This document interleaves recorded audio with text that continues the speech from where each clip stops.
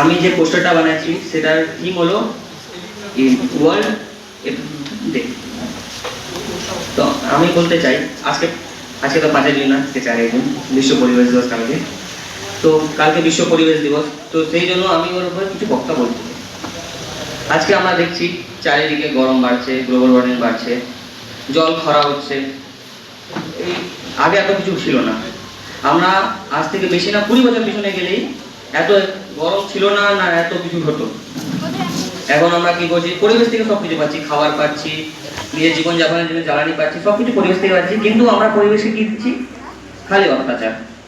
অত্যাচার বলতে খালি খালি গাছ কাটছি, পলিউশন, মানে পলিউশন ছাড়তেছি, আবার প্লাস্টিক ব্যবহার করতেছি। তো আমার একটাই বলার কথা যে পরিবেশটাকে সামলানোর দায়িত্ব সরকারের নয়, পরিবেশটাকে সামলানোর দায়িত্ব একে অপরের নয়, পরিবেশ সামলানোর দায়িত্ব সবার। এখানে আমরা যারা সবার পরিবেশ সামলানোর দায়িত্ব। আমাদের পরিবেশ আমরা রক্ষা না করবো তো কে করবে?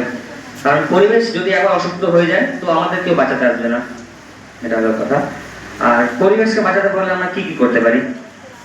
জল অপচয় কম করবো, বিদ্যুৎ অপচয় কম করবো, পলিউশন কম ছড়াবো, গাছ কম কাটবো, একবার যে প্লাস্টিকগুলো ইউজ হয় ওইগুলো ব্যবহার বন্ধ করবো, চারিদিকে পরিষ্কার পরিচ্ছন্ন রাখবো।